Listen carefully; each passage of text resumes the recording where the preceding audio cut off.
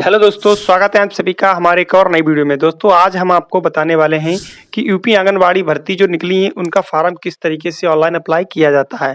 तो दोस्तों, आपको अगर फार्म ऑनलाइन अप्लाई करना है, तो आप अपने मोबाइल या कंप्यूटर से घर बैठे ही इस फार्म को ऑनलाइन अप्लाई कर सकते हो। तो किस तरीके से इस फार्म को ऑनलाइन अप्लाई करना है, किस तरीके से डॉक्यूमेंट अपलोड करने हैं, तो सारा कुछ हमने आज इस वीडियो में बताया है। तो दोस्तों, इस वीडियो को पूरा देखना ताकि आपको अच्छे से समझ में आ सके। तो चलिए शुरू करते हैं। तो आपको सबसे पहले गूगल में आपको सर्च कर लेना है यूपी आंगनबाड़ी भर्ती 2025। जैसे ही आप सर्च करोगे तो आपको पहले वाले लिंक पर क्लिक कर देना है। तो इस वाले ऑप्शन पर हम क्लिक करेंगे तो दोस्तों ये यूपी आंगनबाड़ी रिक्वायरमेंट की ऑफिशियल वेबसाइट पर रिडायरेक्ट कर देगा। तो यहाँ से हमें इसको नीचे स्क्रॉल कर लेते हैं और यहाँ पर आंगनबाड़ी वर्कर रजिस्ट्रेशन वाले ऑप्शन पर हमें क्लिक कर देना है। इस पर जैसे ही आप क्लिक करोगे तो आपके सामने worker application registration form open हो जाएगा। यहाँ पर हमें अपनी डिटेल्स को फिलअप करना है। तो सबसे पहले क्या करना है, आपको आवेदक का नाम यहाँ पर इंग्लिश में फिलअप कर देना है। उसके बाद आवेदक के पिता का नाम यहाँ पर फिलअप करना है। उसके बाद अपने जिला का नाम यहाँ पर सिलेक्ट कर लेना है। फिर आप जो मोबाइल नंबर रजिस्टर्ड करना चाहते हो इस फार्म में, वो नंबर यहाँ पर आपको फिलअप कर देना है। उसके बाद यहाँ पर आपको पासवर्ड सेट कर लेना है। पासवर्ड आपको किस तरीके से सेट करना है, जैसे ABCD@123 इस तरीके से भी सेट कर सकते हो या अपने नाम से भी सेट कर सकते हो। उसके बाद यहाँ पर जो आवेदक है उसका आधार नंबर हमें फिलअप करना है और ईमेल आईडी यहाँ पर आपको फिलअप कर देनी है। उसके बाद जो कैप्चा कोड यहाँ पर दिखाई दे रहा है वो हमें यहाँ पर फिलअप करना है। उसके बाद यहाँ पर रजिस्ट्रेशन करें, इस वाले ऑप्शन पर हम क्लिक करेंगे तो हमारा रजिस्ट्रेशन कंप्लीट हो जाएगा। उसके बाद जब हमारा रजिस्ट्रेशन कंप्लीट हो जाएगा तो दोस्तों हमारा रजिस्ट्रेशन कंप्लीट हो गया है। आप स्क्रीन पर देख सकते हो आपने सफलतापूर्वक रजिस्ट्रेशन कर लिया है। उसके बाद यहाँ पर हमें ओके कर देना है। ओके करोगे उसके बाद जो आपने रजिस्टर्ड मोबाइल नंबर यहाँ पर किया था वही मोबाइल नंबर आपको यहाँ पर फिलअप करना है। जो पासवर्ड सेट किया था वो फिलअप करेंगे, जो कैप्चा कोड यहाँ पर है वो हम यहाँ पर फिलअप कर देंगे। उसके बाद यहाँ पर हम लॉगिन करेंगे। दोस्तों कुछ इस तरीके से आपके सामने फार्म ओपन हो जाएगा। यहाँ पर इस फार्म को हमें 6 चरणों में फिलअप करना होता है। सबसे पहले आपको व्यक्तिगत विवरण फिलअप करना पड़ेगा। उसके बाद यहाँ पर व्यक्तिगत विवरण 2 में फिलअप करना पड़ेगा।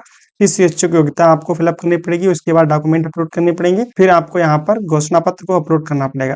तो इस तरीके से आप 6 चरणों में इस फार्म को फिलअप कर सकते हो। तो डिटेल में फिलअप करने के लिए आपको पूरा वीडियो देखना पड़ेगा। तो शुरू करते हैं। सबसे पहले आपको क्या करना है, तो सबसे पहले यहाँ पर अपने जनपद को सिलेक्ट कर लेना है। जनपद ऑटोमेटिक आपका सिलेक्टेड होगा। उसके बाद यहाँ पर आपको परियोजना को सिलेक्ट कर लेना है। परियोजना आपके सामने इस तरीके से ओपन हो जाएगी। यहाँ पर आपको अपनी परियोजना को सिलेक्ट कर लेना है। तो यहाँ पर परियोजना को सिलेक्ट करेंगे तो यहाँ पर हमने वो क्लिक किया तो यहाँ पर आपको अपने ब्लॉक को सिलेक्ट कर लेना है। ब्लॉक को सिलेक्ट करेंगे उसके बाद आपको यहाँ पर शहरी या ग्रामीण सिलेक्ट करना है। शहर से हो तो शहरी सिलेक्ट करोगे, ग्रामीण क्षेत्र से हो तो ग्रामीण क्षेत्र सिलेक्ट करोगे। उसके बाद अपने ग्राम पंचायत या वार्ड संख्या को सिलेक्ट करना है। फिर उसके बाद यहाँ पर आपको अपनी न्याय पंचायत का नाम फिलअप कर देना है। उसके बाद यहाँ पर आपको अपने आंगनबाड़ी केंद्र का नाम सिलेक्ट कर लेना है। तो यहाँ पर हम क्लिक कर लेते हैं और यहाँ पर हम आंगनबाड़ी केंद्र का नाम यहाँ पर सिलेक्ट कर लेते हैं।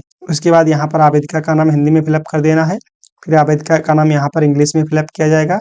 उसके पिता का नाम यहाँ पर फिलअप किया जाएगा। फिर यहाँ पर उसकी माता का नाम फिलअप किया जाएगा और उसके बाद यहाँ पर हम क्लिक करके उसके बाद यहाँ पर आवेदिका है वो विवाहित है या अविवाहित है तो उसको सिलेक्ट करेंगे। तो यहाँ पर हम विवाहित को सिलेक्ट कर लेते हैं।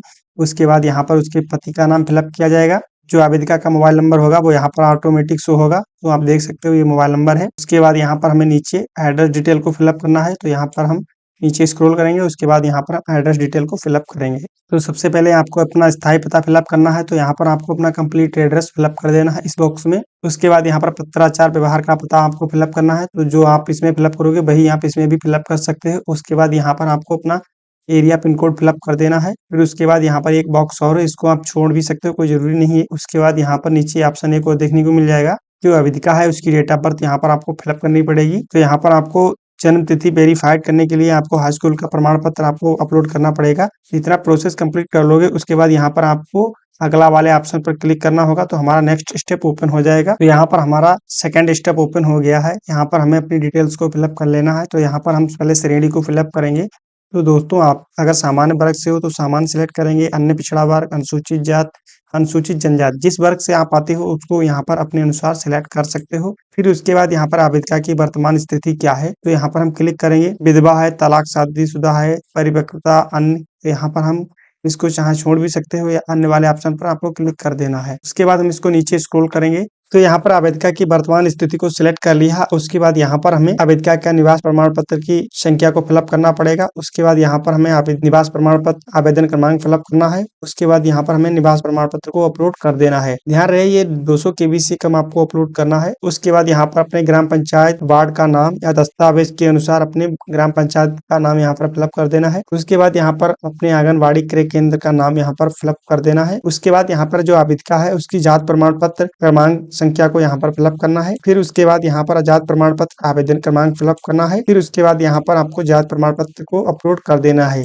200 KB के अंडर में इसको अपलोड करना होगा। उसके बाद यहाँ पर जो जात प्रमाण पत्र में आवेदिका है उसकी जाति क्या है वो यहाँ पर फिलअप कर देना है। उसके बाद यहाँ पर आपको आय प्रमाण पत्र संख्या को फिलअप कर देना है। फिर यहाँ पर आय प्रमाण पत्र आवेदन संख्या को फिलअप करेंगे। उसके बाद यहाँ पर आय प्रमाण पत्र को अपलोड कर देंगे। ये डिटेल आपको कंप्लीट कर लेनी है। उसके बाद हम नीचे स्क्रॉल कर लेते हैं तो यहाँ पर हमने आय प्रमाण पत्र की डिटेल्स को कंप्लीट कर लिया। उसके बाद यहाँ पर एक ऑप्शन दिया गया है जो आपकी आय प्रमाण पत्र में जो वार्षिक आय है वो यहाँ पर आपको फिलअप कर देनी है। उसके बाद यहाँ पर आय प्रमाण पत्र जारी होने की डेट है वो आपको आय प्रमाण पत्र में देखने को मिल जाएगी। तो वो डेट यहाँ पर हमें सिलेक्ट कर लेनी है कैलेंडर ओपन करके। और यहाँ पर आपको एक ऑप्शन और देखने को मिलेगा, क्या आप BPL श्रेणी में आते हो? तो अगर आते हो तो इसको यस कर दीजिए, नहीं आते हो तो यहाँ पर आपको नो कर देना है। नहीं वाले ऑप्शन पर क्लिक कर देना है।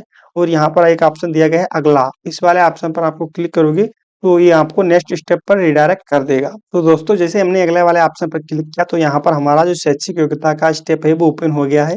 3 नंबर पर हम आ गए हैं। 2 स्टेप हमने कंप्लीट कर ली हैं। तो यहाँ पर हमें शैक्षिक योग्यता का विवरण यहाँ पर फिलअप करना होगा। तो सबसे पहले आपको यहाँ पर इंटरमीडिएट की डिटेल्स को फिलअप करना है। तो यहाँ पर आपको विद्यालय का नाम फिलअप करना होगा। यहाँ पर आपको बोर्ड का नाम फिलअप करना है।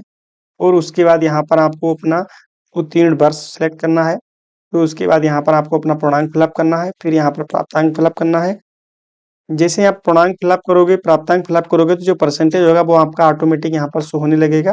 उसके बाद यहाँ पर आपको अपने डॉक्यूमेंट अपलोड कर देने हैं। तो यहाँ पर हम मार्कशीट अपलोड करेंगे और यहाँ पर आपको प्रमाण अपलोड कर देना है। दोस्तों अगर आपका प्रमाण पत्र और मार्कशीट एक में ही है तो आप दोनों जगह सेम ही अपलोड कर सकते हो। इसी के साथ आपको यहाँ पर अपनी स्नातक डिटेल्स को फिलअप करना है। तो BA की है, BSc है, BCom है, जो भी है आपका। तो यहाँ पर आपको अपने विद्यालय का नाम फिलअप करना है, बोर्ड का नाम फिलअप करना है।